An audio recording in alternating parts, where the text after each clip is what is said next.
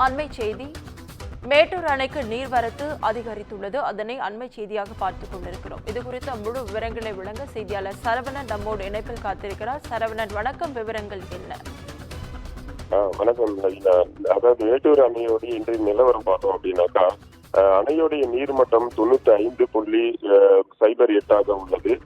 நீர் இருப்பு என்பது 58.65 TMC உள்ளது.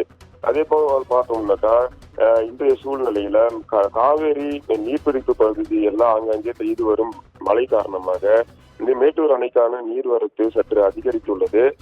அதாவது 12,763 கனஅடியாக அதிகரித்து நீர்வரத்து மேட்டூர் அணைக்கு உள்ளது.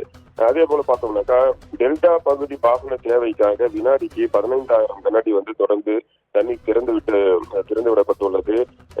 கிழக்கு மேற்கு கால்வாயில இருந்தும் பாசனத்திற்காக வினாடிக்கு 700 கனஅடி தண்ணீர் திறந்து விடப்பட்டிருக்கு.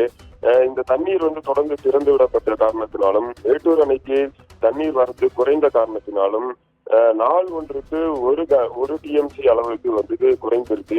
கடந்த 5 நாட்கள்ல 5 TMC தண்ணீர் மேட்டூர் அணையில் இருந்து வெளியேற்றப்பட்டுள்ளது. தற்போதைய சூழ்நிலையில மேட்டூர் அணைக்கான நீர்வரத்து எங்கேயுமே இல்லை அப்படின்னு தான் பார்க்கலாம். ஏன்னா காவேரி மற்றும் அதாவது கேரளா மற்றும் கர்நாடக பகுதிகளில் மழை பெய்தது நின்று இருக்கு. அதே போல அந்த அணைகளிலிருந்து தமிழகத்திற்கு கிடைக்க வேண்டிய தண்ணீரும் நமக்கு கேட்டு பெற்றால் மட்டுமே மேட்டூர் அணைக்கு தண்ணீர் கிடைக்கும்.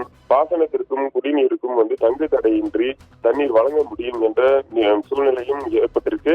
இதைதான் தமிழக விவசாயிகளும் கோரிக்கையாக வைத்திருக்கிறார்கள். நவீனா,